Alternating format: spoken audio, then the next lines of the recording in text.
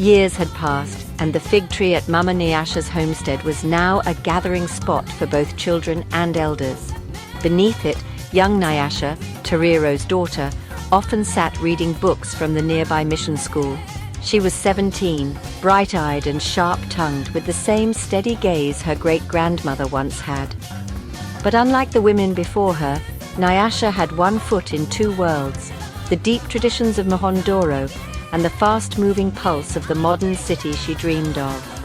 One Saturday morning, the village was alive with the smell of roasting maize and the sound of drums. It was the annual First Fruits Festival. Women wore bright Zambia cloths, men danced in leopard-print skins, and elders poured libations to the ancestors.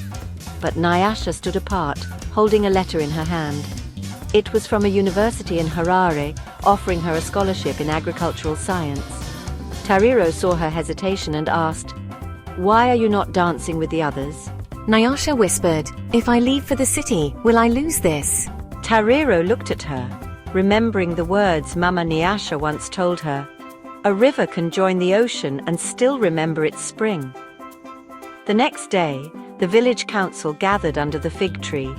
Some elders argued that Nyasha should stay, saying a young woman's place was in the village, tending to the land and preparing for marriage. Chief Muwati nodded slowly before speaking. "Times are changing, but roots must hold. If she goes, who will carry our customs forward?" Nyasha stood up. Her voice trembled at first, but grew steady. "If I go, I will not leave our customs behind. I will carry them to places they have never been. Our knowledge of the land can feed more than just our village." The air fell silent. 2 weeks later, Nyasha boarded a rattling bus to Harare. Women from the cooperative gave her a basket of dried maize and groundnuts for the journey. Tariro pressed the old family Bible into her hands. "Wherever you go," she said, "remember, you are the granddaughter of Mama Nyasha. Speak with her wisdom, walk with her dignity." As the bus pulled away, Nyasha saw the fig tree fading into the horizon, but in her mind, its roots ran beneath every road she would travel. Life in Harare was louder, faster, and often unkind. Some laughed at her rural accent. Others called her village girl when she spoke about ancestral farming methods. But in her first lecture, when the professor asked for sustainable ways to farm in dry regions, Nyasha raised her hand. "In my village," she began, "the ants know where the water hides." The classroom went still.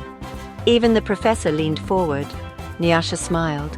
Mama's story had just found a new audience. "In my village," she began, "the ants know where the water hides." The classroom went still. Even the professor leaned forward. Nyasha smiled.